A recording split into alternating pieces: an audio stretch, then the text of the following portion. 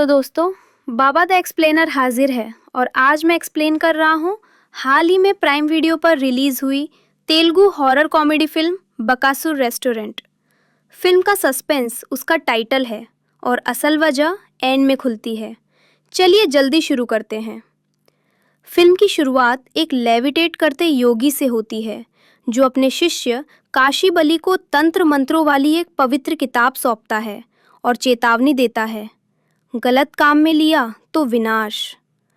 काशी बली ने गुरु की बात नहीं मानी और काला जादू किया। अंत में उसकी मौत हो जाती है। अब कहानी आती है परमेश और उसके 4 बैचलर दोस्तों पल्ली, साईं, भार्गव और वामन, जिनका यूट्यूब चैनल बिंदास बैचलर फेल हो चुका है। परमेश का सपना अपना रेस्टोरेंट खोलने का है, लेकिन पैसे नहीं हैं। नया वीडियो बनाने के चक्कर में वे एक पॉपुलर हंटेड लोकेशन काशीबली की हवेली पर जाते हैं और वहां काला जादू की वही किताब पाते हैं। उनका पहला वजारता संघर्षपूर्ण होता है और लोग उन्हें फ्रॉड बोल देते हैं।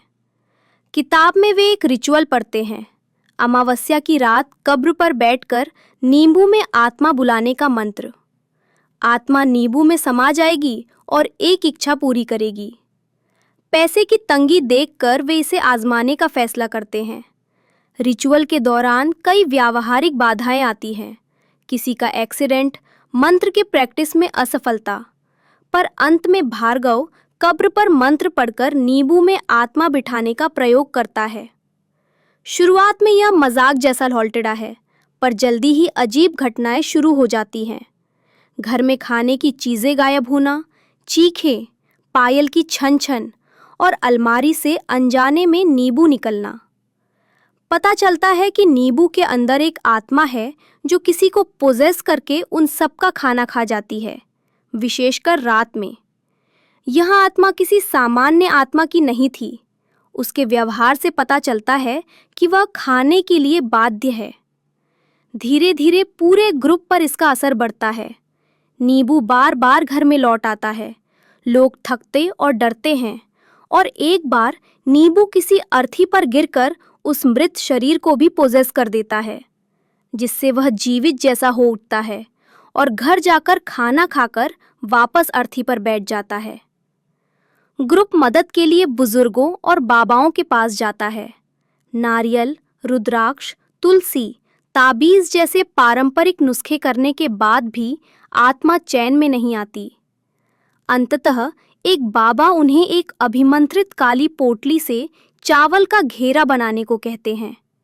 इससे नींबू को सीमित किया जा सकता है और आत्मा बाहर किसी को पोजेस नहीं कर पाएगी। वे यह तरीका अपनाते हैं और कुछ समय के लिए जकड़ा हुआ नींबू काम करता प्रतीत होता है। स्थिति जब और बिगड़ती है तो खुलकर पता चलता है कि नींबू में समाई आत्मा बकासुरी है, एक लोक कथा जैसी आत्मा जिसकी भूख अनंत है। बकासुरी का दुखद अतीत सुनाते हुए पता चलता है कि उसकी दादी के मरने के बाद उसे खाना नहीं मिला। वह भूखा मर गया और बिना श्राद्ध पिंडदान के उसकी आत्मा भटक रही है। अब वह खाना मांगता है, जो उसकी इच्छा नहीं बल्कि बीमारी सी है। परमेश और दोस्तों को 2 राहों का सामना करना पड़ता है। या तो वे बकासुरी को अपने फायदे के लिए रोककर पैसे कमाते रहें और उसकी मुक्ति रोक दें, या किसी तरह उसकी आत्मा की मुक्ति करवाकर नैतिक फैसला लें। उन्हें सोच समझकर एक चाल सूझती है। बकासुरी की भूख को फूड कंपटीशन में इस्तेमाल करें। वह अनलिमिटेड खाएगा और उनकी टीम प्रतियोगिताएं जीतकर पैसे कमाएगी ताकि वे अपना रेस्टोरेंट खोल सके और बाद में आत्मा को मुक्ति दिला सके। योजना काम करती है। बकासुरी प्रतियोगिताओं में जीतकर खूब इनाम दिलवाता है और उनका स्टैज बनता है। पर धीरे धीरे नैतिक दबाव और अपराध बोध बढ़ता है। बाबा और एक स्थानीय फकीर को यह सब पता चल जाता है कि वे एक आत्मा को फैंस की तरह इस्तेमाल कर रहे हैं। भगवान और संस्कारों का वह क्लासिक कॉन्फ्लिक्ट उठता है। पैसा मिला, पर किस्मत और करुणा कितनी अहम है। ताबीज और फकीर की सलाह से वे पंडित के पास जाते हैं। पिंडदान और श्राद्ध करवाकर बकासुरी को मुक्ति दिलाने का रास्ता बताया जाता है। बकासुरी से बात करके वे समझ पाते हैं कि वह भी दुखी था। उसकी दादी के मरने के बाद उसे खाने देने वाला कोई नहीं था। उसकी आत्मा अनुष्ठान न होने के कारण अटकी रही। वे पंडित से पिंडदान कराते हैं और इमोशनल क्लाइमेक्स आता है। बकासुर भावुक होता है, धन्यवाद देता है और उसकी आत्मा को मुक्ति मिल जाती है।